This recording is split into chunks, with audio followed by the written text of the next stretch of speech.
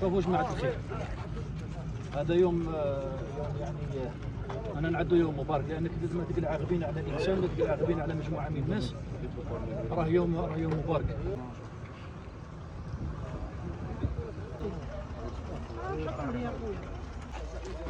أعطي سؤال خليه يروح. أيوه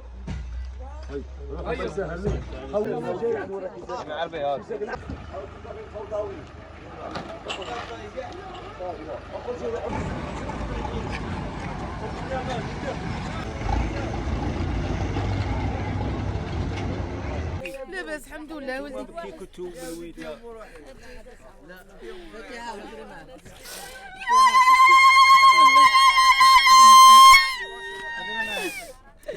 انا فرحانين سوفرينا والحمد لله يا ربي. تحيا بلادنا وتحيا بنتي انا بنتي والله يرحم الشهداء وتحيا بلادنا. فيف الجيري. الحمد لله كنا مغبونين خويا، كنا مغبونين. ما نحكوا لكمش على الغبينه قد ما راكم تشوفوا المنظر يعبر بلا ما نهضروا، يعبر على روحه. والحمد لله يا ربي والله يفرج على الجميع ان شاء الله. بعد سنوات كثيره الحمد لله. نشكر السلطات العليا لهذه البلاد، نشكر الوالي تاعنا طاهران، نشكر رئيس الدائره، نشكر السيده رئيس البلديه، نشكر بلديه سيدي حسن بونيف. عايشين هنايا وكيفاش؟ انا نقول لك ماشي انا، اخت البنت تاعي كانت عايشه هنا في ما نقولكش من في الله يخليها على الخير. الحمد لله راهي فرحانه ونكون فرحانين، ونطلبوا ان شاء الله تقول الخير للبلاد هذه ان شاء الله. والله يفرج على كاع اللي ما عندش سكنه، الله يفرج عليه ان شاء الله.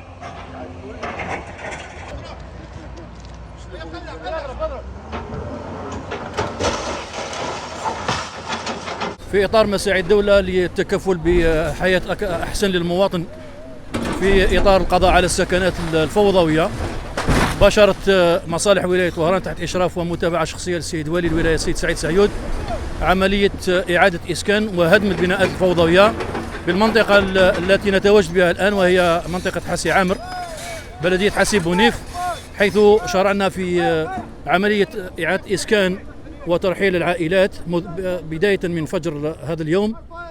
العملية متواصلة لإعادة إسكانهم بالقطب السكني الجديد بسيدي بن يبقى. عملية الهدم توشك على الانتهاء.